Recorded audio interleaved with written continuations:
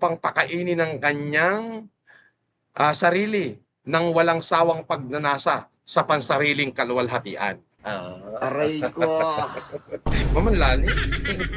Dumudugo ilong ko sa pagta-translate sa Tagalog. Di ba? Yan ang sinabi ni that chubby Filipino lawyer. Si Makagago, pagka tumulong yan, kabaliktaran. Kaya nga hanggang ngayon hindi tumutulong yan dahil ang sinasabi niya lagi ay ngayon ang sinasabi niya, nagbabasa ng Biblia na pag daw tumulong ka, hindi mo dapat ipaalam sa kaliwang kamay. Ibig sabihin, tumutulong ka. Nung COVID nga, di ba bumili ka lang ng 20 sakong bigas pinidyohan mo na sinabi mo, sinasagot mo challenge ko. Tratado. Ako isang truck yung binigay ko sa Maynila. Ikaw kumana ka, nagpa-picture ka talaga sa truck, pero 20 sako lang binili mo. Nakakausap ko yung binilan mo, gago. Binidyohan mo rin yan, di ba? Kita mo? Ba't doon nag-humanitarian ka sa Cavite? 5 kilong bigas lang pinamigay mo, puta, lahat nga ng videographer mo nakatutok sa'yo Lahat ng camera sa'yo nakatutok, di ba? Tarantado tong Makagago na tuminubinuto talaga. Diba? Alam mo, Makagago, hindi mo kayang burahin ang pangalan ng Francis Leo Marcos, FLM, Norman Mangusin o Culao sa Republika ng Pilipinas. Hindi mo buburahin. Kahit na magbuhol-buhol pa yung buong lahi mo, isama mo na lahat. Pati dyan sa lahing kinabitan mo, hindi niyo mabubura yung ginawa ng isang Francis Leo Marcos o ni Culao o ni Norman. Hindi niyo mabubura yun. Hanggang sa maging hampas lupang patay gutom ka na, hindi mo kayang tapatan kahit yung 1/4 lang ng ginawa ko. O ginawa ni FLM, o ginawa ni Norman, o ginawa ni Culao. Tanga! Kahit magpatiwarik, magtutuwad ang buong lahi mo, pati lahi ng kinabitan mo, hindi nyo kayang gawin yung kahit 1/4 lang na ginawa ko para sa bayan ko. Tanga, kukin na. Diba? Hindi mo kayang gawin yun. Magsusong-susong kayong lahat. Kumontra ka. Padala ka ng troll. Ako, I'm talking totoo naman sinasabi ko. Magsusun-susun na kayong lahat. Lahat kayo. Ng buong lahi mo. Magtutuwad man kayo. Isama mo na yung lahing kinabitan mo.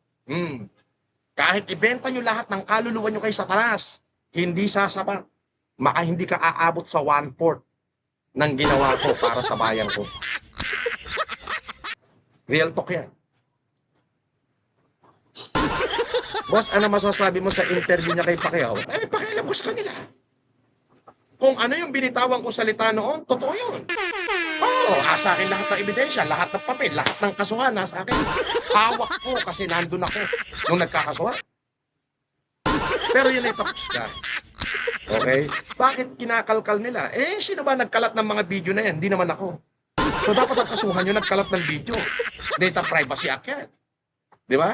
Kung yan ay intensyon ko na ikalat, abay, pwede akong kasuhan. Hindi ko naman kinalat yan Private conversation yan. Tanga ka ba? Tapos naghahanap siya ng kakampi ngayon para matabunan yung issue na itong putang inang Makagago na to ay nag-endorso ng peking abogado, peking law firm sa mga supporter niya o sa mga subscriber niya na 3 milyong mahigit upang makapambudol ng Pilipino. Abay, sila 250,000 bawat isang mabubudol nila. Ganong kalaki yan. Tapos ang gagawin din Makagago, syempre para ma-wide spread yan May mga tauhan yan, tauhan pa ng mga pamilya niya, di ba? May mga tauhan yan. Tulong-tulong. Tulong-tulong yan para magpadala ng basher kapag nagla-live ako. Sa lahat ng post ko, nandun sila. Puro masasama sinasabi. Para ika nga naman yung mga supporter ko manahimik. Ay hindi. Hindi mo ako mapapatahimik, Tado. Maaaring hindi nagko-comment ang supporter ko. Pero pag nag-comment yan, supportang malala. Katulad nito, si Taong Grasa. Paano mo aawatin yan? Ayan si Taong Grasa. Ito yayaman ng mga supporter ko. Ayan dalawa. Yayaman ng supporter ko. Ano sinasabi niya rito? Kaya, basahin mo. Basahin mo. Ano sabi ni Taong Grasa? $20 yan. Paano pa ako magugutom?